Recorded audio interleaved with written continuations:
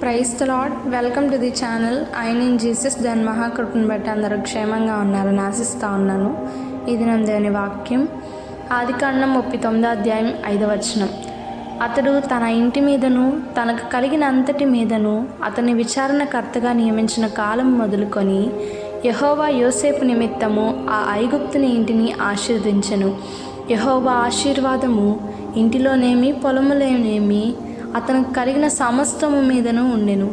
ఈ దినం మనం యోసేపు గారి జీవితం నుండి మరొక విషయాన్ని ధ్యానించబోతా ఉన్నాం. అదేమనగా యోసేపు గారికి యెహోవా దేవుడు తోడై ఉన్నారు. అయితే ఆ ఆశీర్వాదమును బట్టి తను ఏ పని అయితే ప్రారంభిస్తున్నాడో దేవుడు దాన్ని గొప్ప ఆశీర్వాదంగా మారుస్తున్నాడు.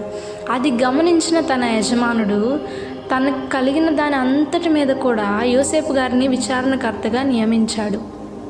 అయితే యెహోవా దేవుడు ఇది గమనించి తన నిమిత్తం మాత్రమే తన యొక్క యజమాని కుటుంబాన్ని ప్రతి విషయంలో కూడా ఆశీర్వదిస్తూ వచ్చాడు. అయితే ఈ దినం మన జీవితాలు ఏ విధంగా ఉన్నాయి? దేవుని నమ్ముకున్న మనం దేవుని సహాయం పొందుకుంటే మనల్ని ఎవరైతే గౌరవిస్తున్నారో, దేవుని బిడ్డలుగా మనం పిలువబడుతూ మన పట్ల దేవుని ప్రణాళికను గమనిస్తున్నారో, మనకు ఒక రెస్పెక్ట్ని ఇస్తున్నారో, వాళ్ళని దేవుడు ఏ విధంగా ఆశీర్వదిస్తాడంటే ప్రతి విషయంలో కూడా ఆశీర్వదిస్తాడు. అట్టి ఆశీర్వాదం మనం అందరం పొందుకోవాలి. ప్రార్థించుకుందాం.